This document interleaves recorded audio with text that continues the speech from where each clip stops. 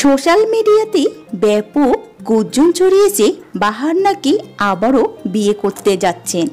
এমনকি বলা হচ্ছে শ্বশুরবাড়ির সঙ্গে সম্পর্ক ভালো রাখার জন্য তিনি তার আপন শালিকাকে বিয়ে করছেন। এই খবরে তোলপাড় নেট দুনিয়া। কিন্তু আসল সত্যটা কতটুকু তা জানতে ভিডিওটি শেষ পর্যন্ত দেখুন। বাহার আগে ভালোবেসে বিয়ে করেছিলেন, জীবনের সবচেয়ে প্রিয় মানুষকে পেয়েছিলেন তিনি, কিন্তু ভাগ্য সেভাবে সঙ্গ দেয়নি।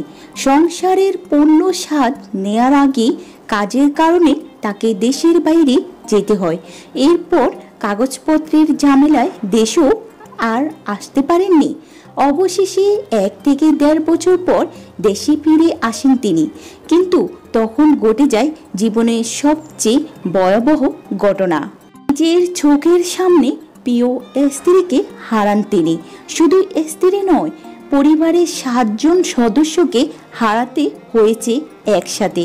এই শোক সামলানো যে কতটা কঠিন তা ভাষায় প্রকাশ করা সম্ভব নয়।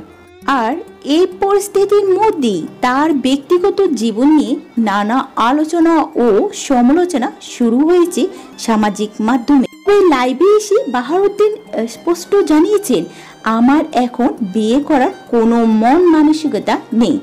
এত ভালোবেসেছিলাম তাকে, কিভাবে এত দ্রুত আবার বিয়ে করার কথা ভাবতে পারি?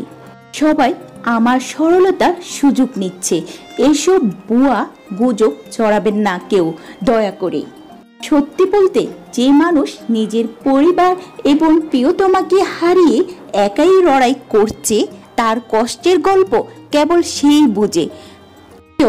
আপনারা এই ঘটনাটাকে কিভাবে দেখছেন কমেন্টে জানাতে ভুলবেন না। আর ভিডিওটি ভালো লাগলে অবশ্যই একটা লাইক দিবেন।